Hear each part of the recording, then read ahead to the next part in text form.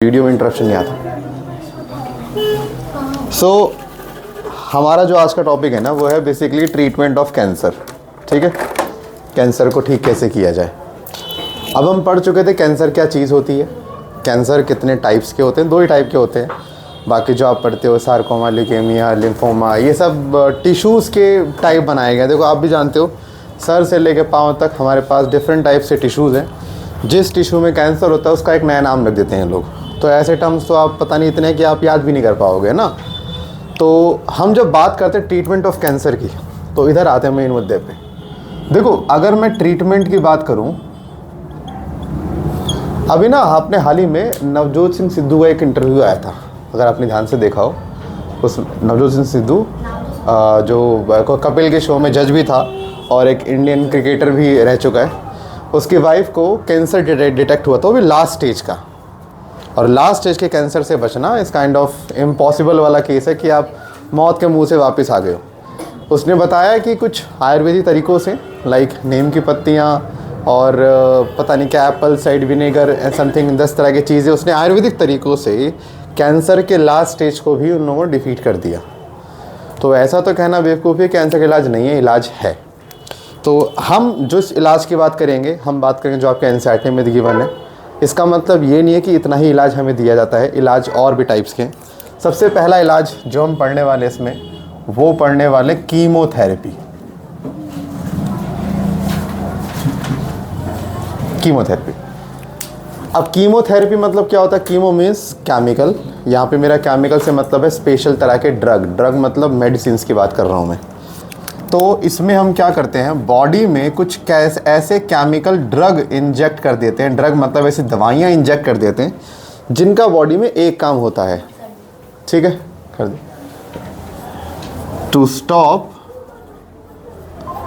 The fast cell division. यानी body में जहाँ जहाँ सेल बहुत तेज़ी से डिवाइड कर रहे हैं, ये दवाइयाँ, ये जो हैं मेडिसिन ली जाती हैं, ये उन सारे डिवीज़न को रोकने का काम कर देती हैं। अब मैं आपको एक चीज़ और सिखाता हूँ। कैंसर की सेल में आपको ना एक दिक्कत जो शायद नहीं पता, आपको इतना पता है कि सर कैंसर में जो है सेल डिवाइड करते हैं अनकंट्रोल्ड। एक चीज़ आपको जो नहीं पता वो है आमतौर पे हर एक सेल की डेथ होती है। कैंसर के सेल ऐसे जिनका सिर्फ जन्म होता है, इनकी डेथ नहीं होती। सोचो एक नॉर्मल सेल पैदा होता है और मरता है, ये सिर्फ पैदा होते हैं, मरते ही नहीं है। यानी इनके अंदर एपोप्टोसिस होता ही नहीं है, यानी प्रोग्राम सेल डेथ जिसे हम कहते हैं। तो अगर हम केमिकल्स की हेल्प से ऐसे बॉडी में जहाँ जहाँ सेल डिवाइड कर रहा है, और नॉर्मल सेल डिवीजन नहीं, फास्ट सेल डिवीजन, बॉडी में एक कैंसर पेशेंट की बॉडी में 2 ऐसी जगह होती है जहाँ पे सेल बहुत तेज़ी से ग्रो कर रहा होता है। एक तो उसका हेयर फॉलिकल, बालों के बिल्कुल नीचे जहाँ से बाल बनते हैं, और दूसरा उसका कैंसर टिश्यू जहाँ पे कैंसर होगा।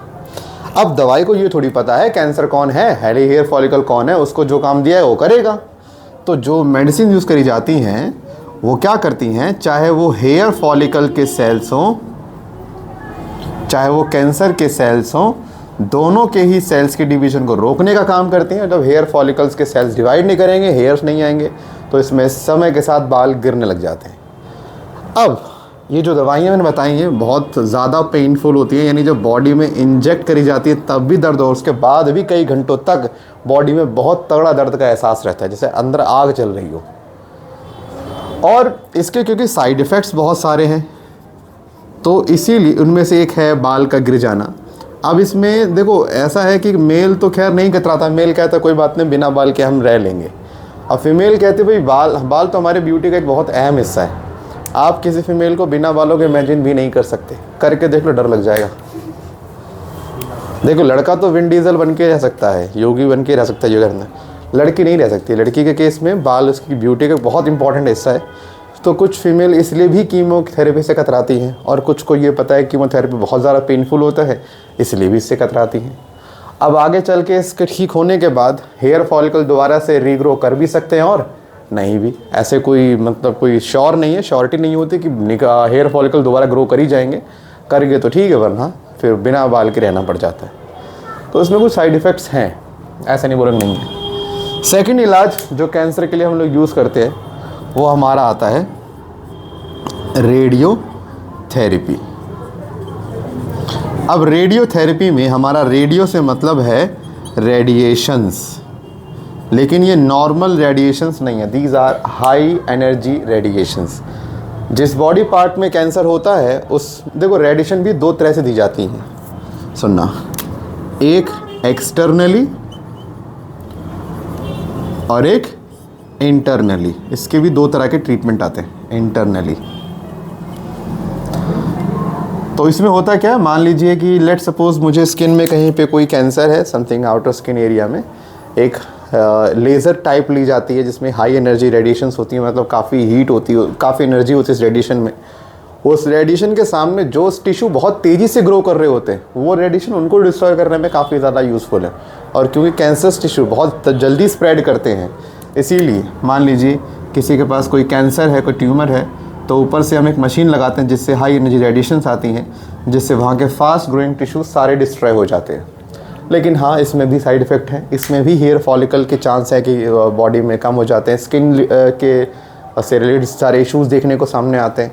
यानी हर एक ट्रीटमेंट में कैंसर से ठीक तो हो जाएगा इंसान, लेकिन एक साइड इफ़ेक्ट ज़रूर लेकर जाएगा, एक प्रॉब्लम है इसकी। इंटरनली क्या होता है कि इसमें हम बाहर से नहीं, एक ट्यूब है ना, जैसे एंडोस्कोपी करते हैं, ऐसे एक वायर के थ्रू हम एक लगाते हैं वायर, जिसमें अंदर जाके पर्टिकुलर टिश्यूज़ में हम जो है रेडिएशन रिलीज़ किया करते हैं। ठीक है, मान लो किसी पर्टिकुलर एरिया में है और मैं बाहर से नहीं कर सकता, तो मुझे अंदर से इसको एक ट्यूब के थ्रू रेडिएशन भेजना होगा, तो वो इंटरनली होता है, और एक होता है एक्सटर्नली, दो तरह का होता है। अगेन ये भी करते हैं। एक आता है इम्यूनोथेरेपी। इम्यूनोथेरेपी में क्या करते हैं हम लोग बॉडी में ना एक प्रोटीन छोड़ देते हैं, इस पेशेंट को एक प्रोटीन देते हैं, प्रोटीन का नाम है इंटरफेरॉन। इंटरफेरॉन क्या करता है, ये कैंसरस टिश्यूज़ की ग्रोथ को रोकते हैं। दूसरा, इम्यून सिस्टम को संकेत देते हैं कि यहाँ पर कैंसरस सेल्स प्रेजेंट है, आओ और इसे किल करो। यानी इन शॉर्ट ये हमारे इम्यून सिस्टम को बूस्ट करता है so that it can kill the cancerous cell जो जहाँ पर भी ये प्रेजेंट होगा। तो बेसिकली ये प्रोमोट किसे करता है, किलिंग ऑफ कैंसरस सेल। लेकिन इसमें इम्यूनिटी की हेल्प बहुत लेता है, हमारी इम्यूनिटी की बहुत इसको हेल्प चाहिए होती है। बेसिकली ये एक इम्यूनिटी के लिए गाइड का काम करता है कि देखो यहाँ पर आओ, इसको ऐसे मारना है, इसको ऐसे मारना है। तो एक ये भी तरीका काम आता है। और एक तरीका जो आप सब लोग जानते हो वो है सर्जरी। सर्जरी भी करते हैं।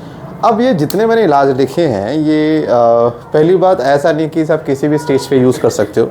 हर बीमारी को एक पर्टिकुलर स्टेज में यूज़ किया जाता है। बेसिकली मतलब हर एक इलाज को एक पर्टिकुलर स्टेज में, जैसे बेसिकली कीमोथेरेपी है, ये आपके लास्ट स्टेज के लिए काम आता है। जब बिल्कुल लास्ट स्टेज पे होता है ना इंसान, तब उस केस में कीमोथेरेपी बेस्ट होता है। लेकिन अगर बॉडी के किसी एक दो पार्ट में कैंसर बैठा हुआ है तो आप उसके रेडियो या आप इम्यूनो या सर्जरी पे जा सकते हो। बट कीमोथेरेपी एक सबसे इफ़ेक्टिव तरीका माना जाता है। अच्छा, मैंने आपसे क्या बोला, इन इलाज चाहे कोई सा भी कराओ, बॉडी की इम्यूनिटी की हेल्प ज़रूर लगती है। इम्यूनिटी पता है इसमें कैंसर जो होती है, मैं आपको एक चीज़ बता रहा हूँ, बीमारियों में जितना रोल दवाइयों का होता है ना, उससे कहीं ज़्यादा रोल आपके विल पावर का होता है, आपकी विल पावर क्या ठीक होने की। कहते हैं अगर आपकी विल पावर बहुत अच्छी है तो आप बीमारियों से जल्दी ठीक हो सकते हो। और कैंसर एक ऐसी बीमारी है जिसमें दवाई का काम 1% से भी कम माना जाता है। 99.9% काम आपकी बॉडी करती है। इसीलिए जब कोई इंसान कैंसर से ठीक होता है ना, तो उसको ऐसे मोटिवेशन स्पीकर के तौर पे भी लेके जाते हैं। और अब हम कई बार सोचते हैं कि यार कल हमको फीवर था, हम तो ठीक हुए, हमें तो कोई लेके नहीं गया जी, हमें भी लेके जाओ, हम भी तो ठीक हुए हैं। एक्चुअली में कैंसर में देखा जाता है, कैंसर में ठीक वो होता है जिसकी विल पावर बहुत ज़्यादा होती है। तो वो लोगों के लिए प्रेरणा होता है कि अगर आपकी विल पावर बहुत अच्छी है तो आप ठीक हो सकते हो। उसमें दवाइयों का जो काम है उसे नाम मात्र रखा जाता है, असली काम बॉडी करती है। वरना आपको बताऊंगा अभी अगला केस एड्स का आएगा। एड्स में इम्यूनिटी का सारा झोल बिगड़ जाता है और उसको कितना प्रॉब्लम होता है वो अभी आप देखोगे। तो ये था तुम्हारे कैंसर में इलाज के बारे में। और हाँ, सर्जरी में जब सर्जरी करते हैं ना डॉक्टर, उसके बाद उन्हें एक मेडिसिन भी देता है। देखो सर्जरी में ऐसा कभी नहीं होता क्योंकि डॉक्टर आपके सारे सेल्स रिमूव नहीं कर सकता, क्योंकि मुद्दा ये आ रहा है कि कैंसर सेल तो बहुत छोटे थे, कहाँ से दिखेगा कि कैंसर सेल कौन सा कैंसर का कौन सा नॉर्मल सेल है। अब ये तो है नहीं कि वो लगाते हैं आँखों माइक्रोस्कोप एक सेल दिख जाएगा, नॉट पॉसिबल, उसके लिए बहुत ज़्यादा टाइम लगता है। तो सर्जरी के बाद 99% टिश्यूज़ तो वो निकाल देते हैं, 1% बच जाता है। इसीलिए डॉक्टर मेडिसिन देता है साथ में और बोलता है कि 6 महीने तक या साल भर तक आपको दवाई खानी है।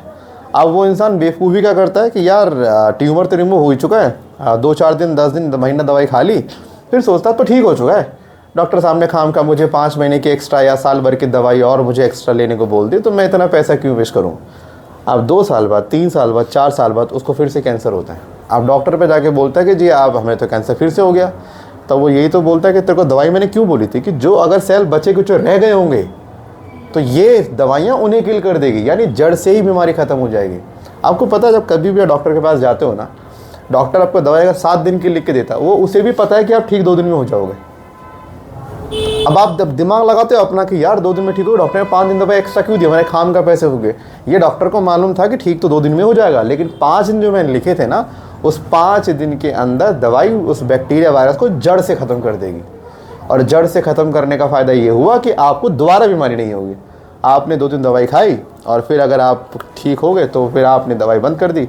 अब चांसेस है वही सेम बीमारी आपको 10 दिन बाद, 20 दिन बाद फिर आ सकती है, क्योंकि बैक्टीरिया बॉडी में बैक्टीरिया ढंग का मतलब सारे मरे ही नहीं थे, थोड़े बहुत रह गए थे।